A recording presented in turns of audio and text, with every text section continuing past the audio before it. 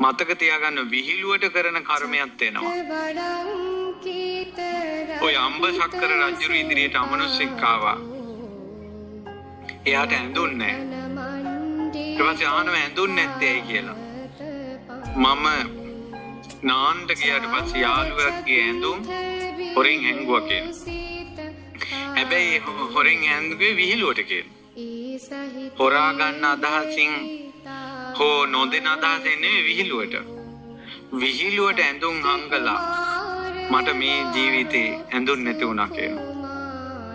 දැන් දුවේ පුතේ ඔයාලා කෙනෙක් බය කරන්නේ විහිළුවට නම්. නමුත් අනෙත් එක්කෙනා බය වෙන්නේ ඇත්තට.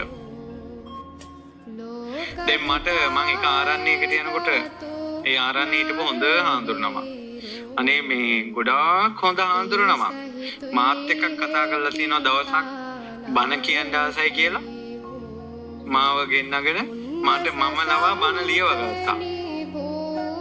ඒ හාමුදුරන්ට බණ කියන්න ආසයි කියලා. ඊට පස්සේ ටික කාලයක් ඉඳලා ඒ හාමුදුර සිවුරු ඇරියා. පස්සේ ඇහුවා ඇයි හාමුදුරනේ සිවුරු ඇරියේ? ඊට පස්සේ කියනවා මම පොඩි දෙයකටත් බය වෙනවා.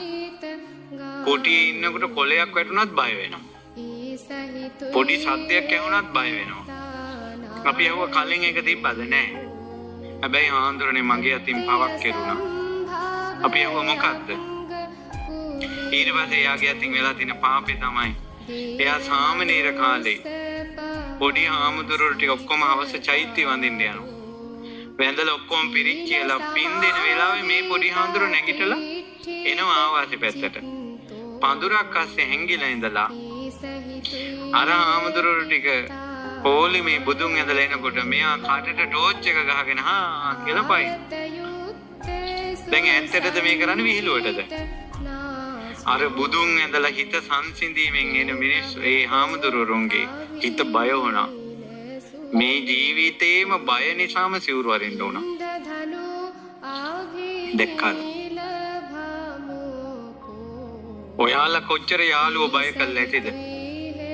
ඒකට එයා බය වෙන්නේ ඇත්තට.